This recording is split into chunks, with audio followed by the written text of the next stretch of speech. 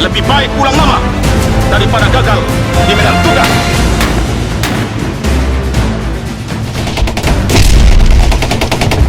Yakini Tuhan bersama kita. Selamat bertugas, Komando!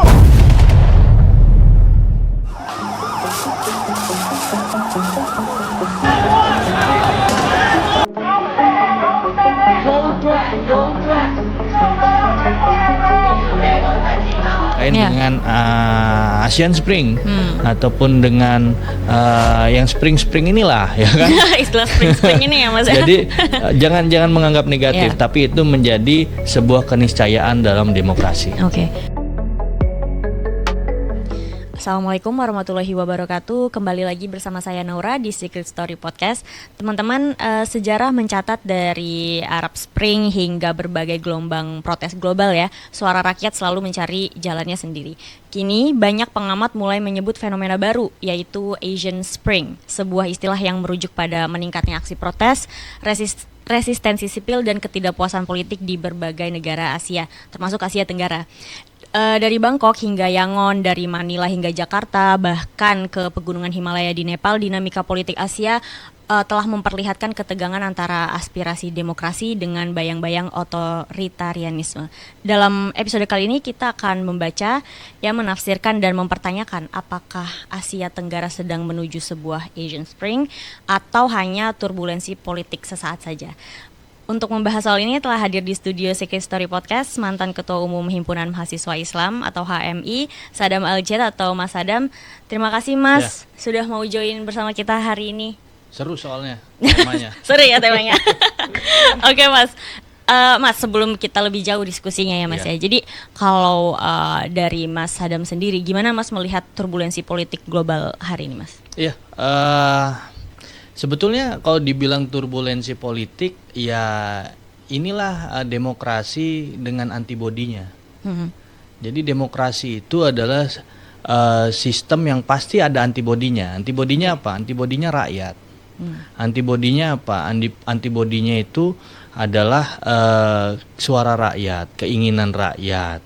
Ketika ada disparitas politik, ketika ada disparitas ekonomi, ketika ada disparitas sosial budaya dan sebagainya, maka akan menjadi antibodi dari demokrasi itu sendiri. Jadi sebetulnya ya spring ini ya, ini sebetulnya bahasa lainnya adalah menjadi antibodi ataupun antivirus daripada demokrasi itu sendiri. Jadi demokrasi ketika bermasalah itu akan muncul antibodinya. Nah, antibodinya inilah yang sebetulnya dari kehendak rakyat. Makanya bicara demokrasi pasti bicara soal Vox Populi Vox Dei. Suara rakyat, suara Tuhan. Nah, bicara soal demokrasi, dia akan berbicara soal keadilan kebijakan publiknya seperti apa, ya kan? Nah, ini sebenarnya ada rule of the game dari demokrasi. Saya ambil contoh misalkan di zaman Orde Baru. 32 tahun. Harus ada antibodi demokrasinya, makanya disebut adanya reformasi. Ketika ada di Thailand terkait dengan militer, kemudian dengan kerajaan yang terlalu dominan, terlalu ke arah power tend to corrupt, ya kan? Jadi corrupt power absolutely. Jadi kan ke arah lebih bagaimana kekuasaan itu cenderung korup. Nah, ketika sudah masuk ke wilayah itu, akhirnya ada kesenjangan politik. Nah, disitulah kemudian akan menjadi antibodi daripada suara-suara rakyat. Jadi kondisi yang terjadi sekarang ini adalah kondisi yang sebetulnya biasa-biasa saja dalam skala demokrasi. Artinya di adanya Timur Tengah misalkan Middle East Spring misalkan saat itu ya, itu karena ada situasi yang memang ini kok kayaknya demokrasi kurang nih gitu di sini dan sebagainya. Akhirnya muncul gejolak itu muncul. Nah, di mana lagi kira-kira di Myanmar begitu juga, di Filipina Marcos Duterte misalkan begitu juga. Terakhir kemarin di Nepal ada bahasanya sekarang ini kalau kalau dulu soal kebijakan, sekarang soal etika dan nepo baby. Ya kan? Artinya ada etika anak-anak pejabat dan sebagainya yang menjadi kok kayak gini ya. Kira-kira. Nah, ada kecemburuan politik, sosial, ekonomi di sana. Akhirnya ketika rakyat tidak mendapatkan banyak hal soal kebijaksanaan negara, maka akan terjadi seperti itu.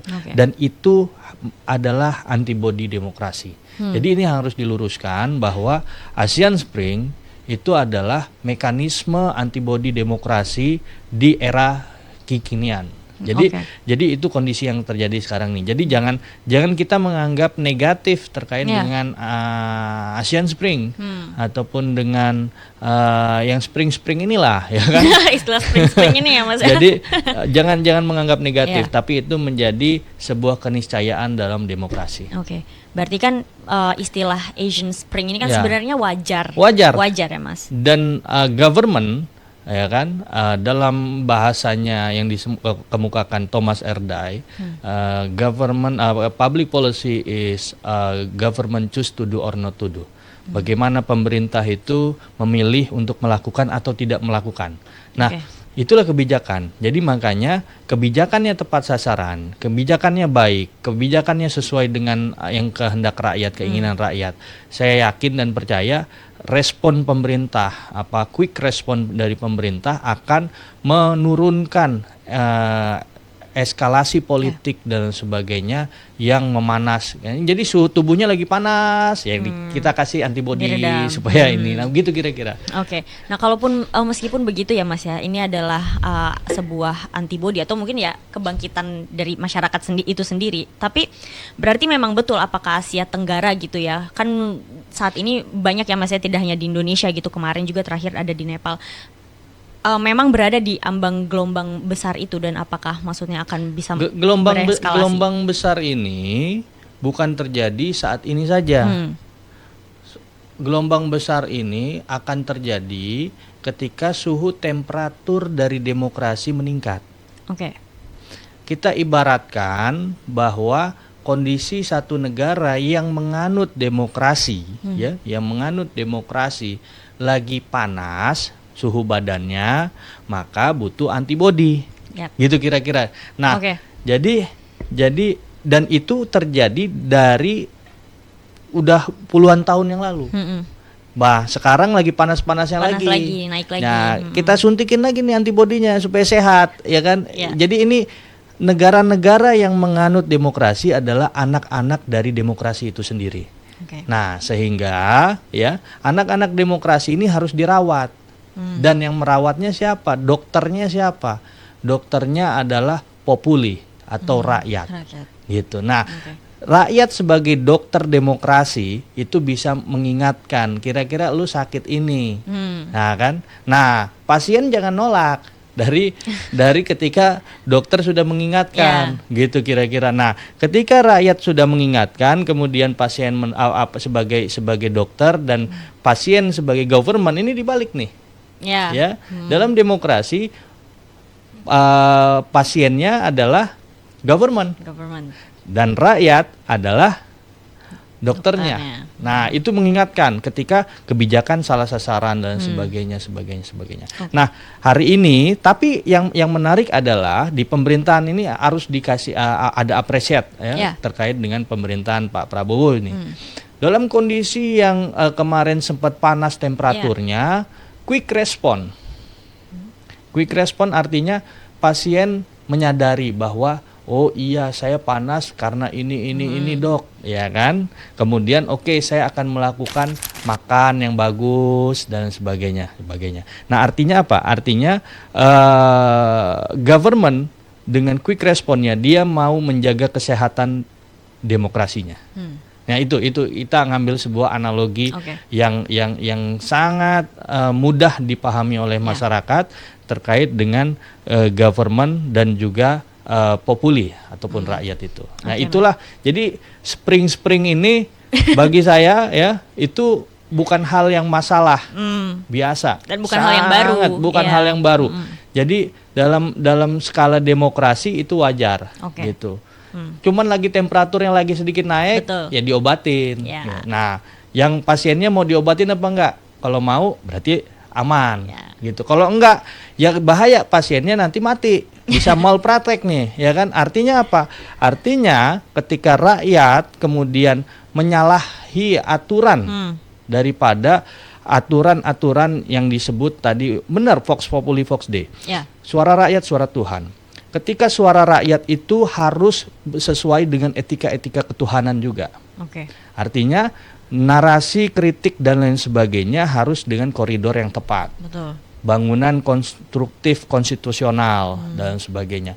Nah, tapi di government itu juga nggak boleh lepas dari konstitusional, gitu. Ketika berubah dia tidak sesuai dengan aturan konstitusi, maka yang terjadi adalah malpraktek dari demokrasi itu sendiri. Betul.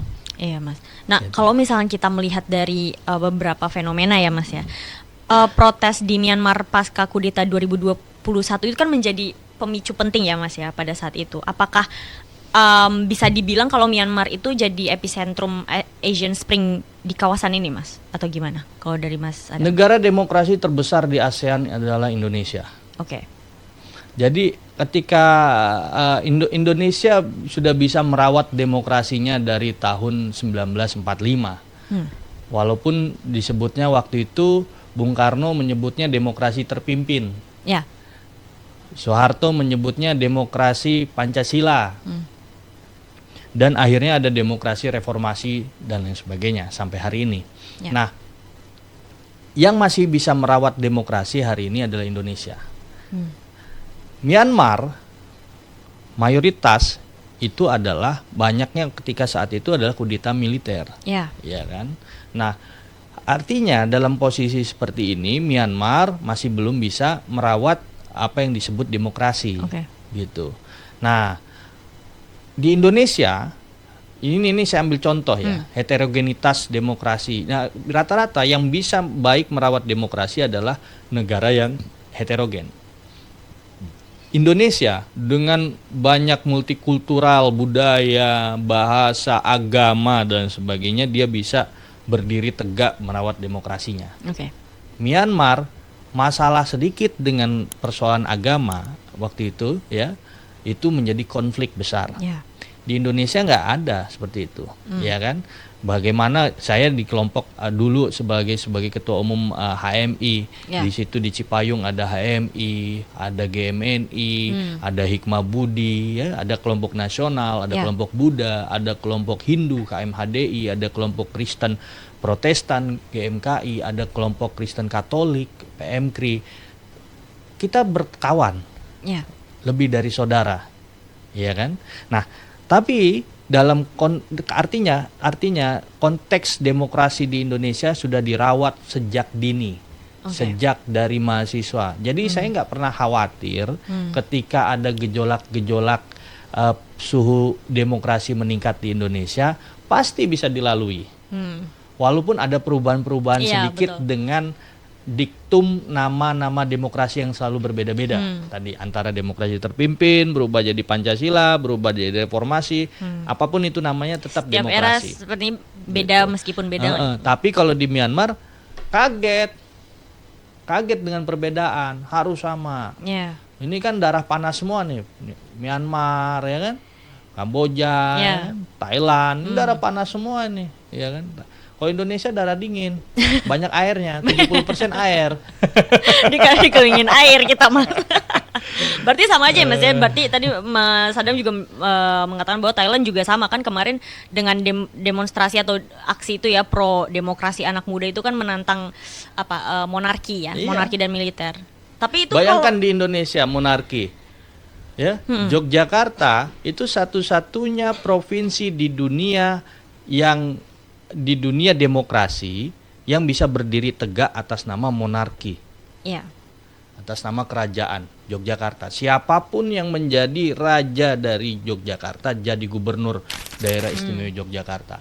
Di dunia mana yang bisa seperti itu? Nggak ada. Cuman Indonesia. Makanya Indonesia ini kaya dengan aktivitas demokrasi yang unik. Kalau yang lain-lain negara yang belum tentu. Ya. Di negara-negara tadi ya, di Vietnam, wah boro-boro di Vietnam, ya. Yang lainnya aja ada mahasiswa Islam, di sebelahnya ada mahasiswa Buddha, ada Katolik, nggak ada. Cuman di Indonesia yang bisa berdampingan. Bikin organisasi berbeda agama, gitu. Itu jadi menurut saya spring itu ya akan jadi spring bed di Indonesia. Santai aja, Beda lagi tidur aja. Mas, tadi kan udah dari Myanmar, udah sama Thailand juga. Kalau di Filipina itu juga sepertinya menghadapi paradoks juga ya. Maksudnya adanya aktivitas digital, tapi juga ada juga kebangkitan politik dinasti. Nah, kalau ini, apakah ini jadi kontradiksi dalam konteks Asian Spring ini, Mas? Iya, karena kan tadi yang saya bilang, spring ini itu karena suhu temperatur politiknya ataupun demokrasinya meningkat, ya kan? Okay. Nah, alasannya apa? Ada disparitas politik salah satunya. Disparitas politik itu salah satunya apa? Dinasti politik, ya kan?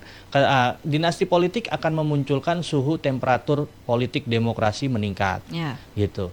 Contoh, saya ambil contoh. Di Indonesia pun sama, ada beberapa politik dinasti muncul, ya kan? Tapi akhirnya kan udah nggak lagi. Saya ambil contoh Banten aja misalkan. Banten keluarga Ratu Atut misalkan, ya kan? Terus saja ini banyak dinastinya. Tapi sekarang udah nggak lagi, ya kan? Rano Karno toto jadi gubernur di sana, ya. Terus juga pernah Pak Wahidin Halim. Terus juga terakhir kemarin Pak siapa? Yang gubernur sekarang ini nggak ada sebenarnya. Akhirnya saya mau katakan bahwa ya dinasti politik memang akan memunculkan kontraksi politik, gitu. Kontraksi politik mengakibatkan suhu demokrasi politik meningkat, gitu loh.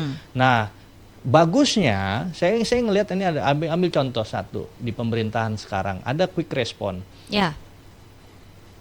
Saya ambil contoh misalkan Rahayu Saraswati, ya kan, DPR RI, ponakannya Pak Presiden, mundur dari DPR RI, ya kan?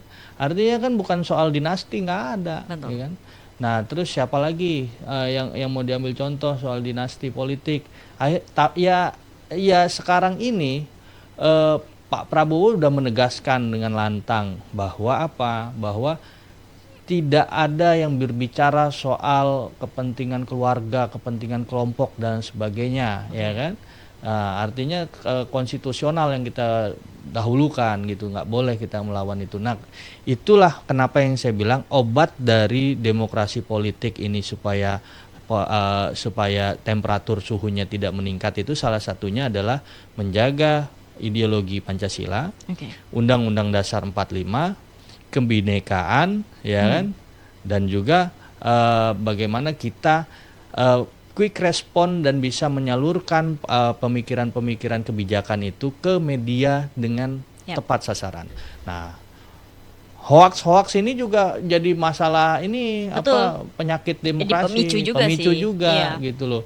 Ya kan? Betul. Soal Nepal katanya ngikut Indonesia, katanya Indonesia ngikut Nepal. Ini yang benar yang mana nih? Ya kan? Ikut-ikutan nanti semuanya, ya kan? Yang duluan yang mana kan gitu. Ikut-ikutan. Iya. Jadi latah ya. Jadi latah. Nah, ini kan apa namanya? Karena apa? Bayangkan, saya ambil contoh ini, nggak usah ngomongin politik. Kelvin Perdong, ya. Dia back timnas, ya, back kiri timnas. Ketika dia masuk Lille, ya kan, tahu-tahu follower Lille ini meningkat jadi 1 juta. Jadi ternyata peminat media sosial di Indonesia ini tertinggi di dunia, Mas. Ya kan? Artinya saya mau bilang, karena peminat media sosial netizen di Indonesia ini sangat banyak di dunia, ya kan?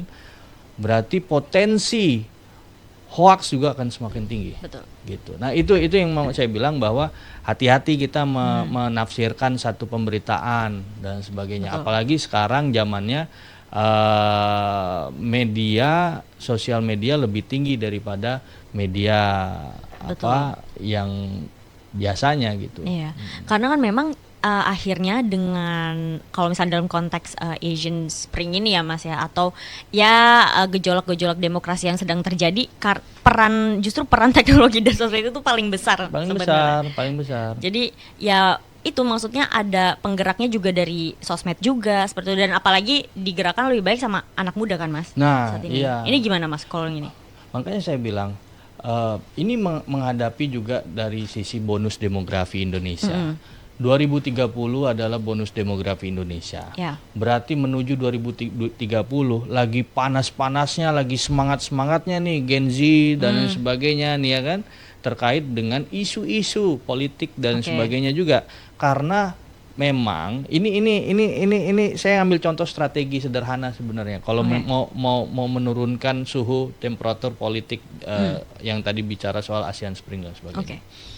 Singapura ya atau itu tidak terlalu banyak bicara soal politik, tapi bicara soal ekonomi.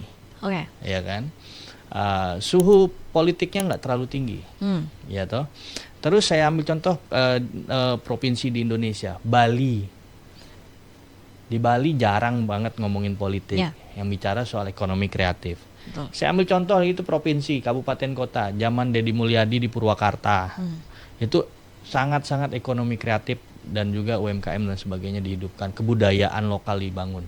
Artinya saya mau bilang bahwa Indonesia akan lepas dari namanya ASEAN Spring, akan lepas namanya dari suhu temperatur politik yang tinggi ketika negara tidak terlalu mengajak bahasa-bahasa politik terkait merawat bahasa-bahasa politik yang mengakibatkan situasi memanas dan memuncak gitu.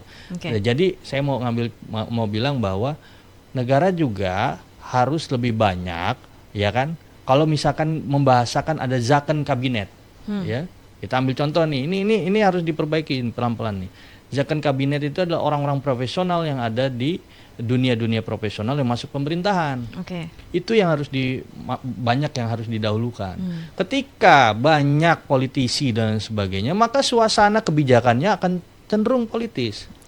Sehingga narasi politik lebih kuat di masyarakat yang mengakibatkan ada namanya respon dari rakyat terkait dengan politik, gitu loh. Nah, Nah, kalau zakon kabinet terbentuk, profesionalitas di pemerintahan terbentuk dan sebagainya, maka bahasa narasi politik itu cenderung tidak banyak terjadi. Gitu. Yang didahulukan misalkan Indonesia mau membuat mobil listrik, benar-benar mobil listrik yang dibangun gitu. Jadi benar-benar mengarah teknik-teknik menjadi negara maju. Misalkan yang kedua, Indonesia fokus di olahraga. Misalkan Olimpiade kita mendapat 30 medali emas, gitu-gitu. Bangun narasinya di bawah soal olahraga yang kuat misalkan. Bangun fokus juga ya. Yang kuat. Itu akan energi daripada rakyat itu akan sesuai dengan kehendaknya rakyat. Karena demokrasi Vox Populi Vox Dei. Di Indonesia rakyat ini banyak sekali keinginannya. Nggak cuman mau keinginan soal politik. Kata filsuf Jerman, politik memang perlu untuk diketahui supaya kita tidak dibohongi soal kebutuhan pokok, soal ekonomi, soal teknologi, soal sosial, soal budaya. Tapi kalau kita mengajak rakyat dengan narasi politik, maka akan terjadi spring politik. Gitu. Dan apakah itu terjadi di Indonesia? Ya makanya sekarang harusnya mulai diarahkan narasi itu. Nah, saya ambil contoh gini, beberapa negara kayak saya waktu itu ke beberapa negara juga ya, kegiatan pemuda ya. Narasinya itu adalah narasi entrepreneur. Narasinya itu adalah narasi ekonomi kreatif. Narasinya adalah narasi gimana caranya bikin game. Gitu. Ya kan? Gimana sekarang anak SD ya kan konten kreator ngomonginnya politik juga. Loh ini kan bukannya kita membatasi soal Betul, politik, iya. tapi harus kita menciptakan energi-energi yang lebih banyak lagi. Nah, tapi ini karena apa? Karena feedback yang diciptakan oleh pemerintah terhadap rakyat. Makanya ada feedback politik lagi. Coba benar-benar kita fokusnya nggak bicarain soal politik. Gitu. MBG pun jangan ngomongin politik, tapi MBG benar-benar kesadaran untuk membangun bangsa. Gitu. Nah, politisi-politisi, ya kan, terkait dengan isu kebijakan publik dan sebagainya, itu harus dilihat dari skala prioritas kebijakan, bukan bicara soal politiknya. Wah, kalau ada politik, ya berarti nanti ada ketersinggungan dan sebagainya. Makanya saya bilang tadi ada contoh-contoh yang memang harus diturunkan suhu temperatur politiknya dan sebagainya. Jadi Asian Springs, kemudian apalagi Arab Springs, ya mau spring itu nggak akan berguna. Saya jamin nggak akan berguna. Itu hanya istilah kan ya? Hanya istilah ketika demokrasi tetap dijalankan dengan maksimal. Kalau demokrasi agak melenceng, agak meleset, itu akan menjadi antibodinya itu sendiri. Oke, Mas.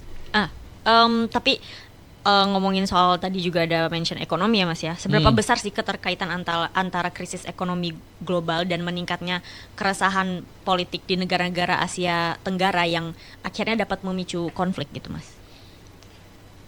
Ya tadi konflik itu ada 3 faktornya. Adanya disparitas politik, adanya disparitas sosial, adanya disparitas ekonomi.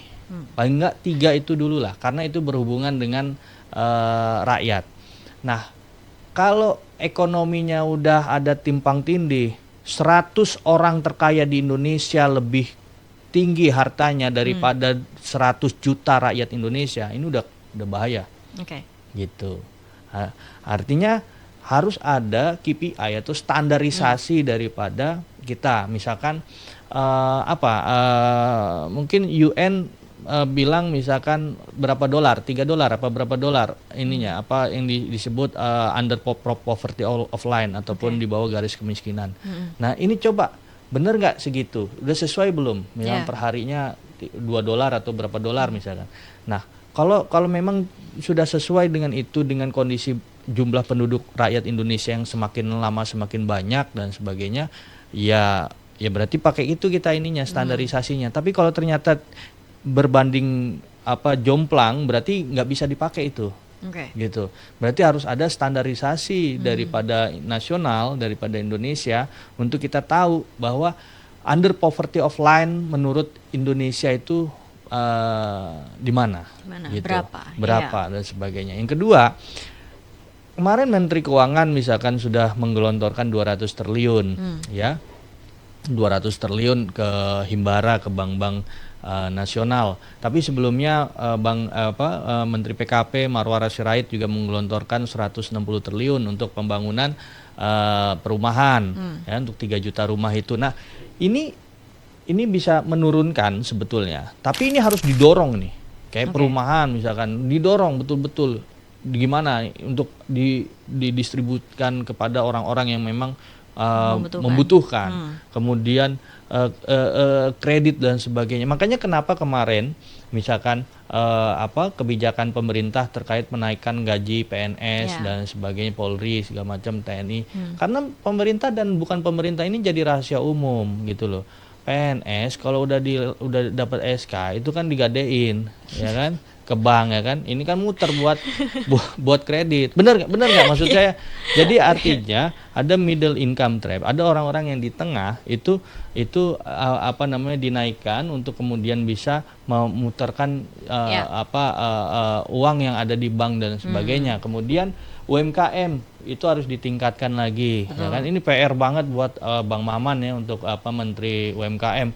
Bagaimana kemarin sisi positifnya adalah UMKM meningkat, ya kan, untuk misalkan peningkatan UMKM-nya. Nah sekarang ini kan gini, kalau sebelumnya ini kan yang raja-raja ini kan hanya segelintir orang tadi ya.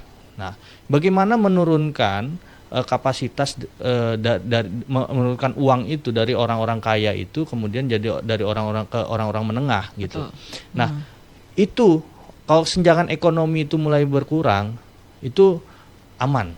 Demokrasi aman dan sebagainya. Makanya kemarin ada contoh Pak Prabowo memberikan hormat kepada mantan OB ya, ketika dia bisnis properti yang penghasilannya itu udah menembus 120 miliar.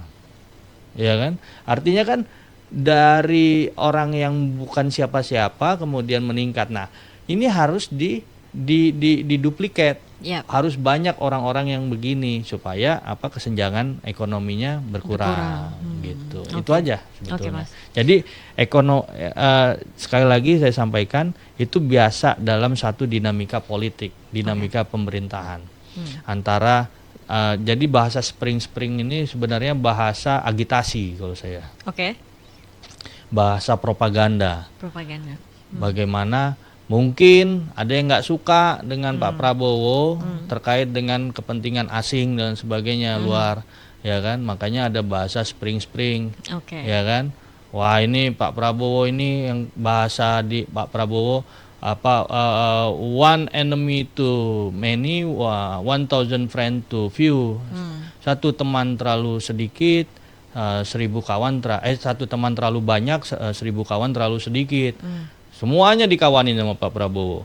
China dikawani, Rusia dikawani, Amerika dikawani dan sebagainya. Uni Emirat Arab dikawani, semuanya dikawani. Tidak ada yang menolak. Prabowo masuk BRICS, Prabowo masuk G7, Prabowo masuk OIC dan sebagainya. Tapi di sisi lain ada negara-negara yang kok Pak Prabowo kebijakan politik luar negerinya nggak ikut gua aja sih gitu. Ya. Nah akhirnya ada bahasa diktum soal spring ini gitu loh.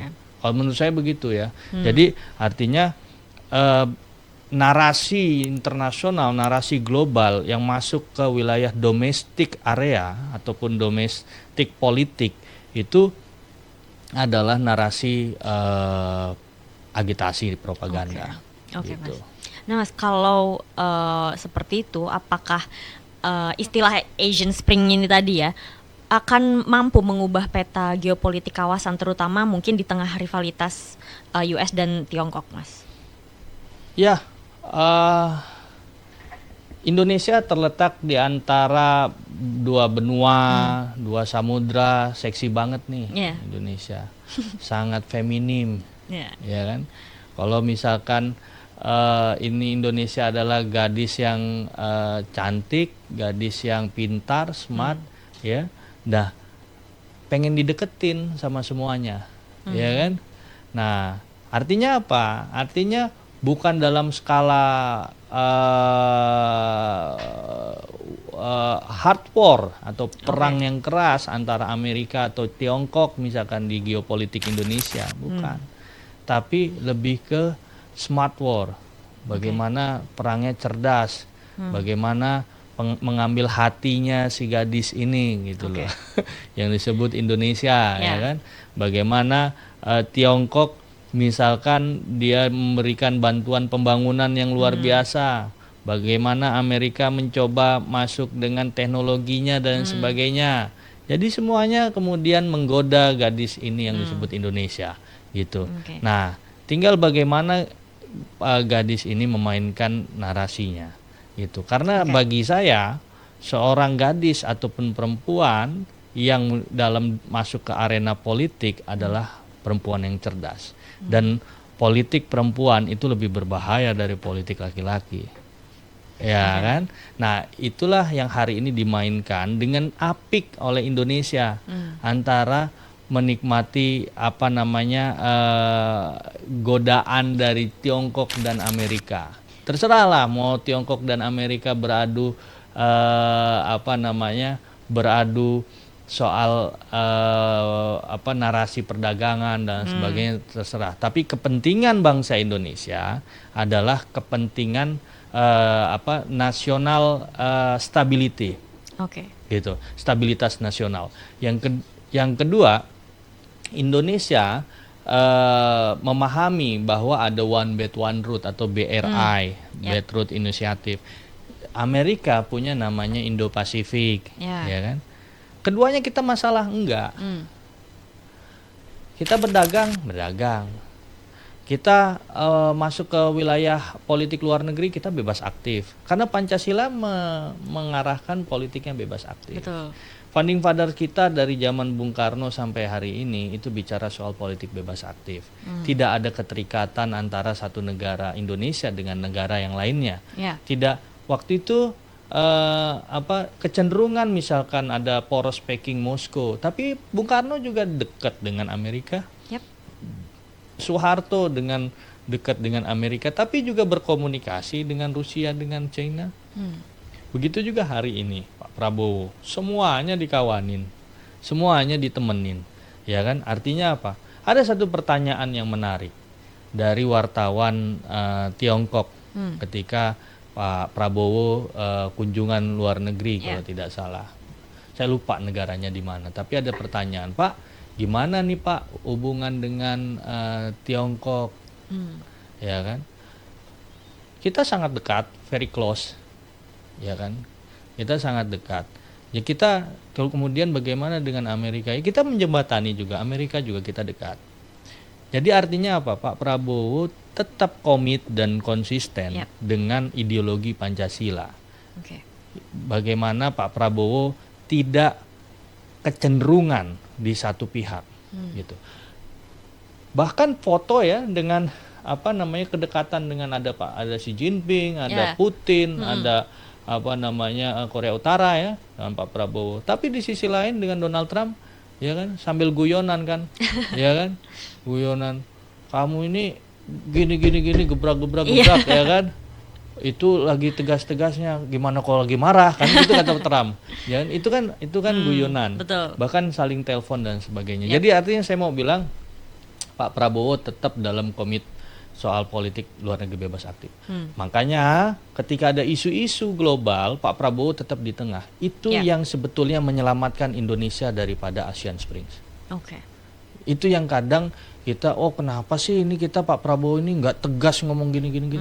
Bukan di situ wilayahnya. Kalau kita kemudian ada di kanan atau ada di kiri, ya kan, politik global ini ngeri-ngeri sedap, gitu loh. Ya kan. Betul. Kita ada di sini nanti tahu-tahu emang kita udah siap dengan anti rudal misalkan, belum siap kan, gitu loh. Betul. Jadi komponen bahkan dana pertahanan kita aja kan berapa sih, gitu loh, ya kan. Jadi harus tetap mengeskalasikan setiap statement ataupun ya, aksi. artinya ya memang skala statement dari leader kita, dari pemimpin kita, siapapun pemimpinnya, saya kira siapapun pemimpinnya, tetap dalam koridor ideologi Pancasila, nggak bisa bergerak, nggak bisa bergeser dan lain sebagainya. Kalau sekali dia bergeser, ya kan, sekali dia bergerak, berarti dia mengorbankan ideologi Pancasila untuk kepentingan asing. Asing yang mana? Asing yang berlandaskan sosialisme komunisme, asing yang berlandaskan liberalisme, asing yang berlandaskan ideologi-ideologi yang memang ingin mencederai ideologi Pancasila. Oke, Mas. Gitu. Nah, Mas, kalau bicara soal perannya ASEAN ya, Mas ya. Nah, ini sejauh mana sih ASEAN itu sebagai organisasi regional ya yang mungkin memiliki kapasitas untuk merespon gejolak-gejolak yang Asian Spring kemarin itu, sejauh mana, Mas? Ya sebenarnya kan yang bisa membangun stabilitas Asian Spring itu adalah political domestic, gitu. ASEAN itu membangun narasi close friendship-nya antar negara, ya. Bagaimana membangun close friendship-nya juga negara-negara ASEAN dengan negara-negara adidaya, ya kan? Baik itu di bidang ekonomi, pendidikan dan sebagainya. Saya ambil contoh gini, ada satu pertemuan di zamannya Pak Jokowi juga terkait US ASEAN misalkan, atau Rusia ASEAN misalkan, atau kerjasama China ASEAN, ya. Jadi artinya saya mau ngambil bahasa bahwa bagaimana cara ASEAN membangun stabilitas kawasan, ya kan? Caranya adalah berdampingan membangun komunikasi lintas negara yang berhubungan dengan negara adidaya, Ya. negara yang punya kekuatan powerful, Oke. gitu. Nah, itu yang hari ini ASEAN lakukan, saya kira dari zaman sebelum-sebelumnya pun sudah dilakukan kerjasama. Bahkan Betul. di China, di US, di Rusia ataupun di negara-negara Arab, saya lihat ada beberapa kampus yang memang lokus keilmuannya soal ASEAN, Oke. ya kan? Mm-mm. Di Cina ada penelitian soal ASEAN, di Rusia ada penelitian soal ASEAN, bahkan jadi lokus studi, gitu. Di Amerika pun sama, di Rusia di MGIMO salah satunya, di bawah Kementerian Luar Negeri. Di Amerika saya kira misalkan di mana, di Harvard misalkan, kemudian di China misalkan di Tsinghua misalkan. Artinya saya mau bilang bahwa dalam skala level pendidikan, komunikasi terkait dengan ASEAN dan negara-negara adidaya itu terus dijalankan. Itulah yang membangun stability kontinen, bagaimana stabilitas kawasan itu terjadi. Oke. Gitu. Oke, Mas. Nah, Mas Adam, mungkin ini yang terakhir yang mau kita tanyakan dan kita Saya ketahui, ngopi ya, Mas. dulu lah. Boleh, Mas. Silakan. Kan dari tadi mungkin ya beberapa fenomena Asian Spring yang sudah kita bahas tadi ya, misalnya dari Myanmar, dari Vietnam, Filipina hingga Indonesia, Nepal ya yang baru-baru ini juga. Apakah Asian Spring ini ya di Asia Tenggara akan melahirkan demokrasi yang lebih matang atau justru membuka jalan kembali ke otoritarianisme baru yang berbentuk autokrasi? Gimana, Mas? Ya tergantung dari, tapi saya kira lebih ke positif demokrasi ya. Oke. Saya kira lebih ke sana daripada otoritarianisme ya. Karena yang tadi saya bilang, pasiennya bukan government, pasiennya bukan people, atau bukan populi, bukan rakyat, tapi pasiennya adalah government, gitu. Jadi mau nggak mau, ya kan, government sebagai pasien demokrasi itu harus ikut aturan main daripada dokter demokrasi, yaitu rakyat. Kalau kata rakyat obatnya dimakan 3 kali sehari, ya kan, ya harus diikutin, ya kan. Kalau kata rakyat kemudian jangan makan yang asin-asin ya Pak, ya Bu, ya kan. Jangan makan yang asin-asin, nanti darah tinggi, demokrasi meningkat lagi. Naik lagi. Gitu. Jangan minum kopi ya Pak, Bu. Ya misalkan ternyata masalah demokrasinya sakit di lambung misalkan, ya kan.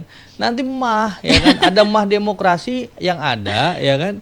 Yang ada government itu jadi jadi sakit perut. Betul. Ya kan, bahaya itu. Nah itu yang mau saya bilang, bahwa kenapa saya membangun sebuah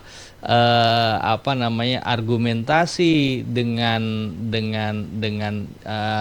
logika dokter dan pasien tadi, ya kan, supaya kita bisa memahami bahwa demokrasi ini sebetulnya mudah dibaca, gitu. Politik ini sebenarnya mudah dibaca, gitu loh.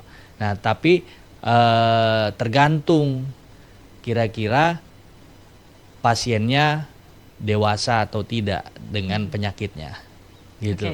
Mau sehat atau enggak. Nah, itu kira-kira. Mau denger dokter atau enggak. Mau dengerin dokter atau enggak. Kan gitu kan. Enak kan, sederhana aja kan. Jadi tadi soal apa tadi terakhir?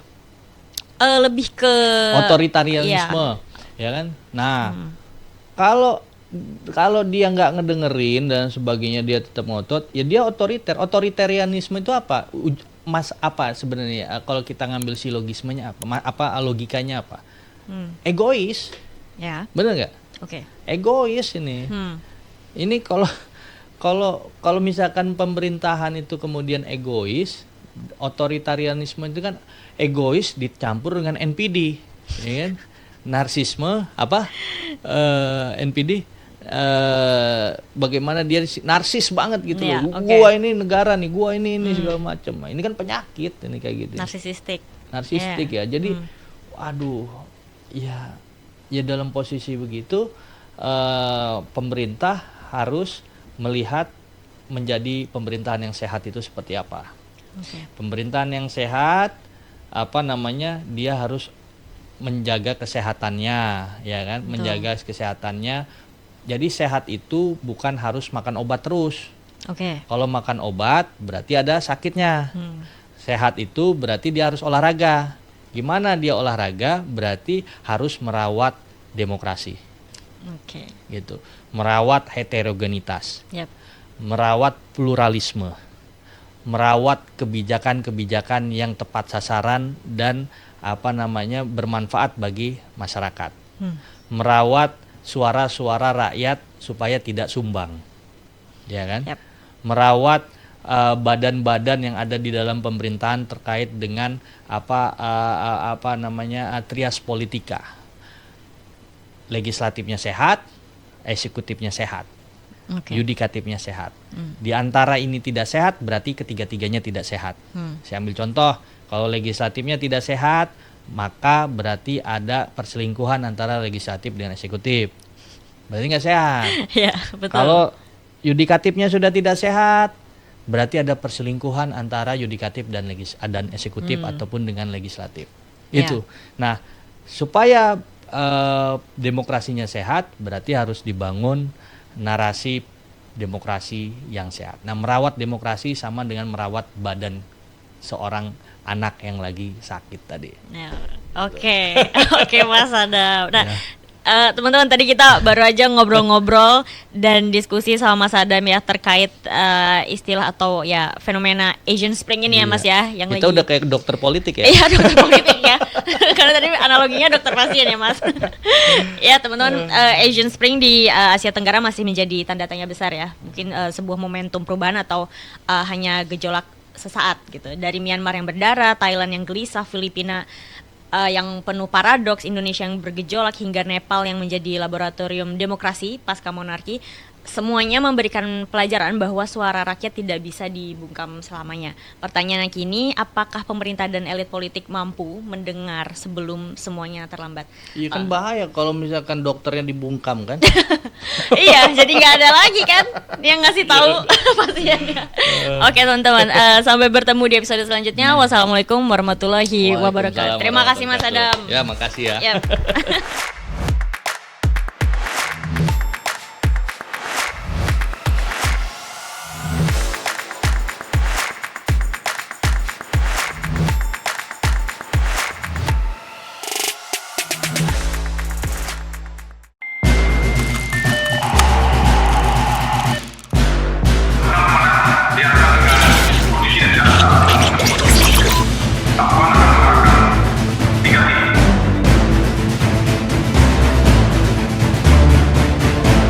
Lebih baik ulang nama daripada gagal di medan tugas.